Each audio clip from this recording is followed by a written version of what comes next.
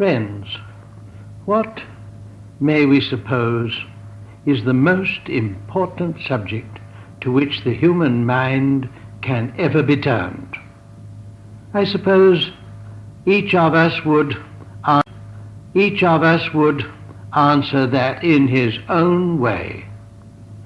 You will remember the answer that the psalmist gave in his communions with the Lord.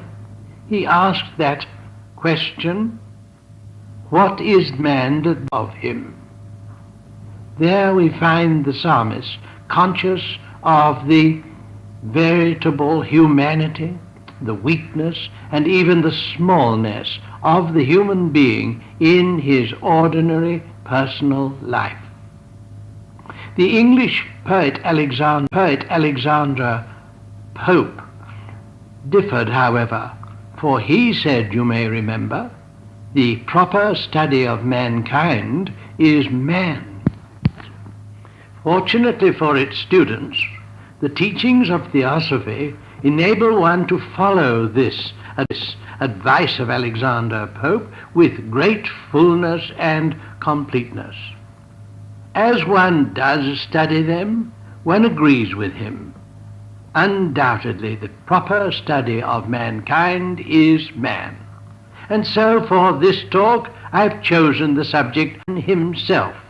And not only man himself, as he is now, but his evolution towards the goal of his existence, which is to become, as I have suggested, to become a superhuman being.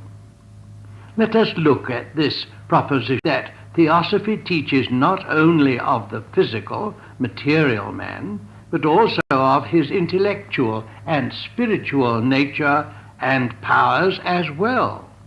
And so I'm going now to put before you as concisely as I can some of the age-old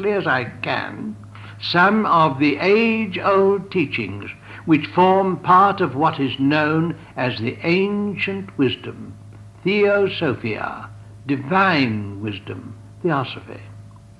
What then is man according to this system of thought? How is he? Well, the theosophical definition of man generally makes him to be primarily a threefold individual. For he is described as that being in whom highest spirit and lowest matter are united by intellect. That's rather a fine and complete description, isn't it? Let me repeat it. Man is that being in whom highest spirit and lowest matter are united by intellect, the operation of the mind. Although thus threefold in essence, man is also said to manifest himself in 7 ways, or to express himself at 7 levels of consciousness, through of differing degrees of density of matter. So man is a spiritual entity, a ray of the divine, operating through 7 bodies, of which the physical is the most dense. The other 6 gradations of substance until the highest, the most tenuous, and the most spiritual aspect and body of man is reached. Thus, man is a threefold, immortal spiritual being, incarnated in spiritual being, incarnated in 4 mortal material bodies. We're 7-fold, do you see? Though the unit of consciousness, the real self, is of course one being, a ray of the divine. First of all, let us look more closely at the spiritual nature of man. This is said to be threefold, to be reflections in him of the divine will, the divine wisdom, and the divine intelligence of the supreme deity, the Blessed Trinity. the pertinent teaching concerning both the deity and man then is that they are threefold. For God the Trinity reproduces himself as the threefold. As our Bible puts it, man is made in God's image, namely threefold in his spiritual nature. Now, in this inner aspect of his being, man, sometimes called the microcosm or little world, man is forever at one with God, the macrocosm or great world. Now we there come to two Greek words, microcosm, that means little world, and we use it to and macrocosm or greater world to refer to the deity and the universe as a whole. These two, however, are said not to be different and distinct from each other, but eternally one and identified. The immortal and eternal God, who forever reigneth serene above the water floods, and the inner spirit of man are one spirit. In order to be a good subject for meditation, we could put it like this: man's spirit and God's spirit are one spirit. And in a way, the whole purpose of life is to discover that fact, especially the religious and devotional life of man. He seeks, and one day he will attain, to know himself as forever, inseparably united, identified with the Supreme Spirit, which is God. So you see that according to this kind of thinking, the deity is in no sense either external to man or in essence different from him. They are one and indivisible throughout all eternity. This then, and I brought it to the very front of my talk, this is the great truth concerning man, and in it resides the secret of supreme achievement, the attainment of godlike power and undisturbable peace. For in the individual, you or I, or any aspiring meditating devotee, when we realize our unity with God, then the power of God, the power of the cosmos, is at our disposal. So you see the distinction between the deity of a universe and the deity in man lies neither in location nor in essential nature, but only in the degree in which the triple powers are expressed.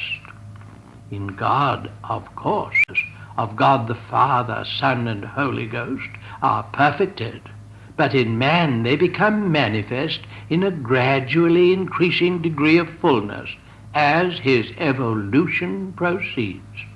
So you see, Theosophy teaches that evolution doesn't apply to the bodily man. Evolution doesn't apply to the bodily man alone, but to the unfolding spiritual self, which is his real identity. Both of these evolve to higher and higher degrees of manifestation. Ultimately, the full unfolded in each of us, as they now are in the Supreme Deity. And this, the ancient wisdom teaches, this is the destiny of man, fully to make manifest inherent deific powers. That is why we are here, my friends. That is what all the experiences of life are really meaning to us, for they're drawing out of us our inherent divine faculties, wisdom, power, knowledge. This brings us to the next thought, which is that in the divine aspect of his nature, man is immune from death. The theosophical solution of the problem of death is that the essential inner man is immortal. Only the outer personality passes away. It passes away. Individuality, capacities, character, interests and affections, all these persist after bodily death. Furthermore, theosophy adds, all the faculties, capacities and powers of life here on earth are permanent powers of the threefold inner self of man. When once we've acquired mastery of any art of self-expression, victory over our own nature, and the purification of our souls, these are our evermore. Such then, in outline only because, of course, the subject is profound, is the information we have from theosophy concerning our real self, the threefold inner self of man. Now we must move on in our study. We must consider man's four material bodies. And what are these? Well, in the order of their density, beginning at the most refined, they are his mental body, composed of mental material, one might say, or mind stuff. This is his vehicle of thought.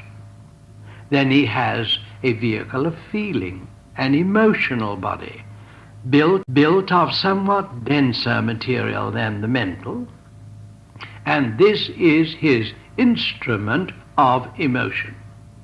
Then he has a storehouse for the vitality of his physical body. This is sometimes called the vital body, or the etheric double.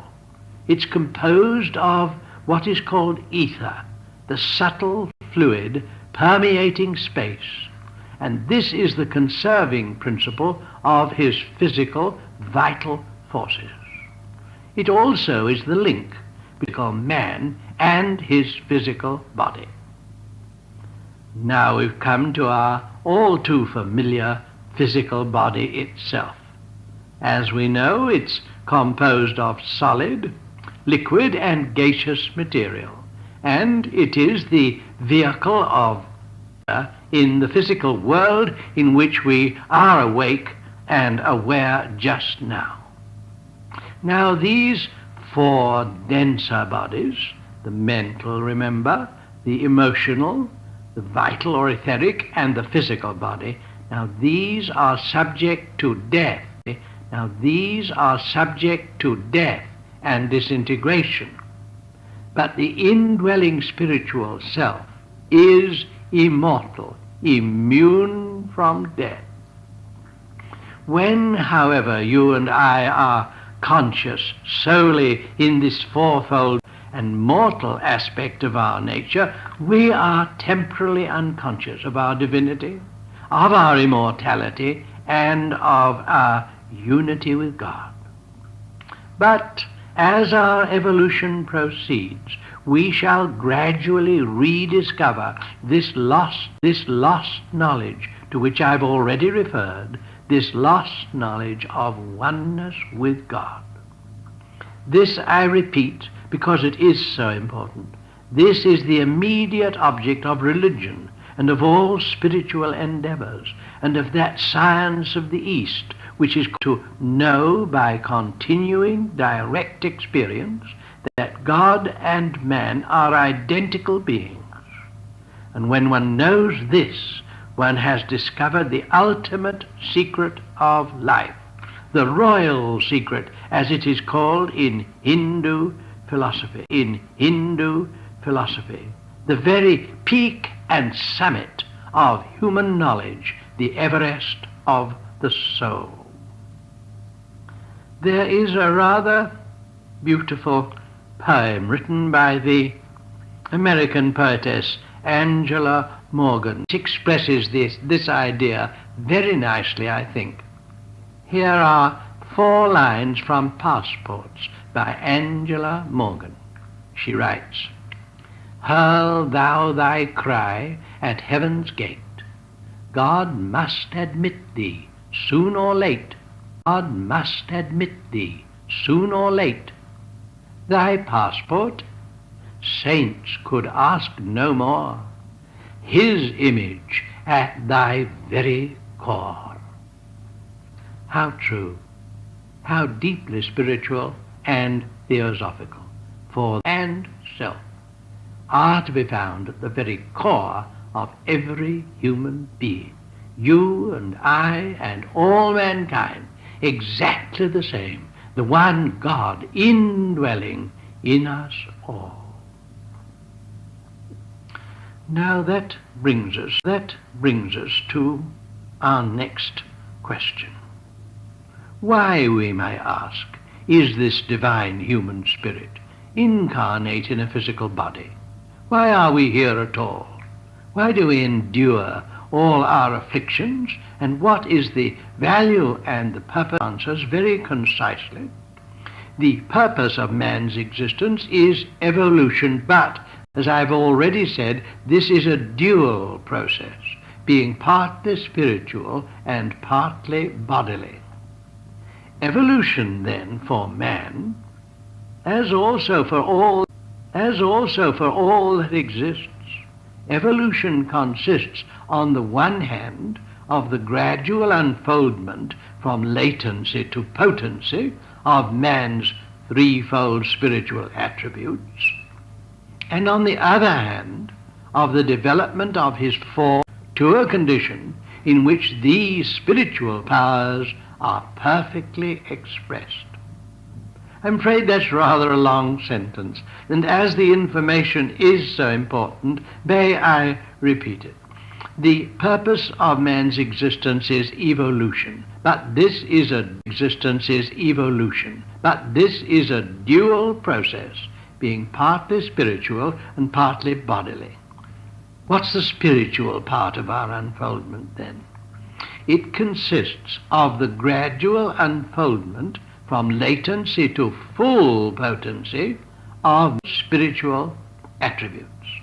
Now, whilst this is going on, the 4 material vehicles, mental, emotional, vital, and physical, are in their turn and in parallel undergoing a more material development. And this brings them to a condition in which the spiritual powers can be perfectly expressed. So these 2 processes are in parallel, if you like to say. Inner unfoldment is accompanied by outer unified and the harmonized mortal bodies, together becoming an ever more worthy temple of the indwelling God. This, then, is the solution of that great problem. What is the meaning and purpose of life? It's glorious in the extreme, for the goal of human evolution is the standard of perfection described by St. Paul as to come unto the perfect man, to the measure of the stature of the fullness. Ephesians 4, verse 13. Such an attainment implies the development into a divine state of perfected and resistless will, of perfected and all-embracing love, excluding none, and omniscience, or perfected and all-inclusive knowledge. Furthermore, and most important, this attainment of perfection is absolutely certain of every human being. Our Lord's command, "Be ye therefore perfect, even as your Father which is in heaven is perfect," Matthew 5:48, will one day be literally obeyed by every human being. They are carefully obeyed by every human being. there can be, friends, there can never be such a thing as a lost spiritual soul. All God's sons will one day reach his feet, however far they stray. Isn't that a wonderful and consoling thought? Theosophy wipes away that dread which is erroneously implanted in our hearts, often when we are so young, that if we are not careful, we will be eternally damned, driven out of God's heart and God's love forevermore. It's a monstrous idea, and I hope as you listen to me that I shall have driven it away for you all. All God's sons will one day reach his feet, how far they stray. That, of course, doesn't mean that we can stray as much as we like because it'll be all right in the end. Of course not. We must live as beautifully as we possibly can, but even so, those who have strayed through ignorance, human weakness, it's understandable, isn't it, will one day be saved. And now we come to another most important theosophical idea. This may seem rather strange also to those of us brought up with this. The goal of human perfection has already been reached by certain men and women. Strange thought, but if you'll think about it, it's almost a logical necessity. Such beings do exist. They are known as world saviors, sages, Mahatmas, which means great spirits. They're known as adepts and masters of the wisdom. Together, these elder brethren of humanity who have already attained to perfection constitute the inner direction of our world. They are our true spiritual teachers and inspirers. They are the august body of just men made perfect, to whom St. Paul referred in Hebrews 12:23. They are also known as the communion of saints, and in Theosophy, the great white brotherhood of adepts, a veritable existence, I assure you. Now we might ask, recognizing our human weaknesses, we might ask, how is this state of human perfection or adeptship going to be attained? The answer, according to the ageless wisdom, is by a succession of lives here on earth. The goal of adeptship is reached by means of repeated incarnations, in the four material vehicles of the mortal man, which I have briefly described to you. Now, these successive lives of ours are all connected with each other, not only because they are the body, but also by the operation of the universal law of cause and effect, compensation or readjustment, if you like. Under this law, and by the by, this also is a most important truth, under this law, things and thoughts produce their own natural and perfectly appropriate reactions. And these reactions, effects from causes we generate, they may follow their causes immediately, later in the same life, or in succeeding incarnations. And if we examine this law and apply it to the purposes of human living, we find that under the compensatory law, actions motivated by love, service, unselfishness, and kindness, all such actions produce a pleasure and a growing freedom of self-expression, which encourage the actor to repeat them. But on the other hand, actions motivated by dislike, greed, selfishness, and especially cruelty produce a pain and an increasing limitation of self-expression, which discourage the actor from repeating them. Such is the law. Actions motive by loving kindness produce happiness, limitation, restriction. We become self-imprisoned by cruelty. So you see, suffering, the sufferings of man, suffering is not a retribution imposed by the deity, a punishment inflicted from above, nor is it accidental. All pain, Theosophy teaches, is self-inflicted, and moreover is designed ultimately to inform the actor of his error, his transgressions. The law, therefore, is educative in its ultimate purpose and effect.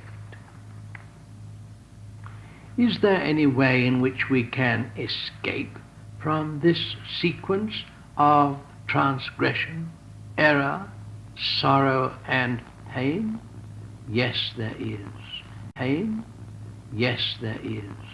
And Theosophy gives complete guidance in the discovery and the treading of the pathway to happiness and peace. Our Lord described it in the wonderful Sermon on the Mount. So did the Lord Buddha in one of his most beautiful sermons. His teaching on the subject is described as the Noble Eightfold Path. And in it, the Lord Buddha gives 8 instructions, 8 pieces of guidance, directions which we can follow. And if we do so, we will avoid those pain and sorrow producing actions from which all sorrow comes. What of life, this Noble Eightfold Path? I'll close with it. Here are the 8 ways. Right belief, right thought, right speech, right action, right means of livelihood, right exertion, right energy. That's the 6th. Right remembrance. And I wonder if some of you are writing them down. They are so important. Let me just repeat them. Right belief, right thought, right speech, right action, right means of livelihood. That means a profession. That means a profession or a business which hurts no one and no thing. Right means of livelihood, right exertion or energy, right remembrance, and right meditation. The Lord Buddha then, after that, in these words, to cease from sin, to get virtue, to purify the heart, and to serve